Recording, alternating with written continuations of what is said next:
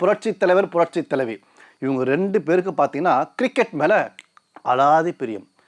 Chennai சேப்பாக்கத்தில் cricket நடந்ததுன்னா மக்கள் எம்ஜிஆர் நேரடியாக போய் பார்ப்பார். இந்திய அணியின் முன்னாள் கேப்டன் மரியாதைக்குரிய சுனில் கவாஸ்கர் தலைவர் மேலே தீரா பற்று பாசம் கொண்டவர், தலைவருக்கு நண்பர். மக்கள் எம்ஜிஆர் என்ன பண்ணுறாரு, கிரிக்கெட் பார்த்துட்டே இருக்காரு.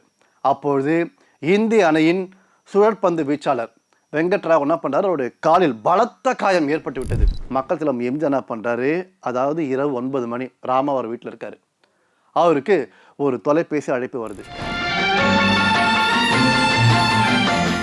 புரட்சி தலைவர் புரட்சி தலைவி இவங்களை பொறுத்த வரைக்கும் யார் என்ன உதவி கேட்டாலும் செய்து விடுவார்கள். அந்த உதவி அவங்களுக்கு சரியாக போய் சேர்ந்ததா என்று கண்காணித்து கொண்டே இருப்பார்கள். அந்த வகையில் 1974 1974ஆம் ஆண்டு மக்கள் எம்ஜிஆர் என்ன பண்ணுறாரு, அதாவது இரவு 9 மணி, ராமா அவர் வீட்டில் இருக்காரு.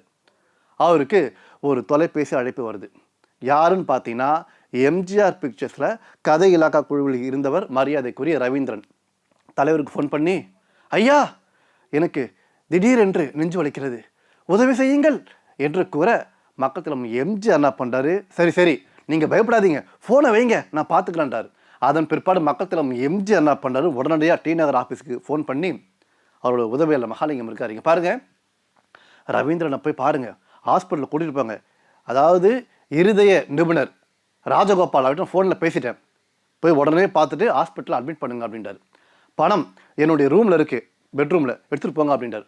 உடனே அவர் என்ன பண்ணுறாரு, ரவீந்திரன் அவர்களை அழைத்து கொண்டு அந்த ஹார்ட் அடிக்கிட்டு போகிறார். அவர் செக் பண்ணி பார்த்துட்டு, பயப்படாதீங்க வயிற்று வலிதான், கேஸ்ட்ரிக் ப்ராப்ளம் சொல்லிட்டு மாத்திரை எழுதி கொடுக்குறாரு.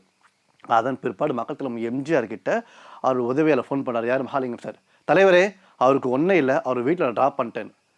அப்பொழுது மணி பார்த்தீங்கன்னா நள்ளிரவை தாண்டி விட்டது. மக்கள் எம்ஜிஆர் அதுவரை தூங்கவே இல்லையாம். இந்த விஷயத்தை கேட்ட பிற்பாடு தான் உறங்கவே சென்றாராம். புரட்சி தலைவர் புரட்சி தலைவி இவங்க ரெண்டு பேருக்கு பார்த்தீங்கன்னா கிரிக்கெட் மேலே அலாதி பிரியம்.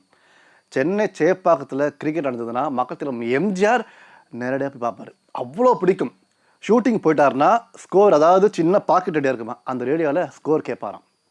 அந்த வகையில் இந்திய அணியின் முன்னாள் கேப்டன் மரியாதைக்குரிய சுனில் கவாஸ்கர் தலைவர் மேலே தீரா பற்று பாசம் கொண்டவர், தலைவருக்கு நண்பர்.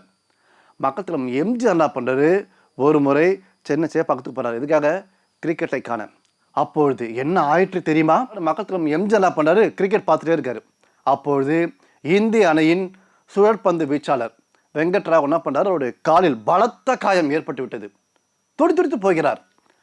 உடனே என்ன பண்ணுறாங்க, அவரை அங்கிருந்து பெவிலியன் கூட்டு வராங்க. மக்கள் எம்ஜிஆர் ஓடோடி போயிட்டு என்ன பண்ணுறாரு, வேண்டிய முதலுதவி செய்கிறாரு. உடனே ஆம்புலன்ஸ் வர வைக்கிறாரு. ஆம்புலன்ஸ் பண்ணி இவர் என்ன பண்ணுறாரு, தலைவர் தன்னுடைய சொந்த காரில் போகிறாரு.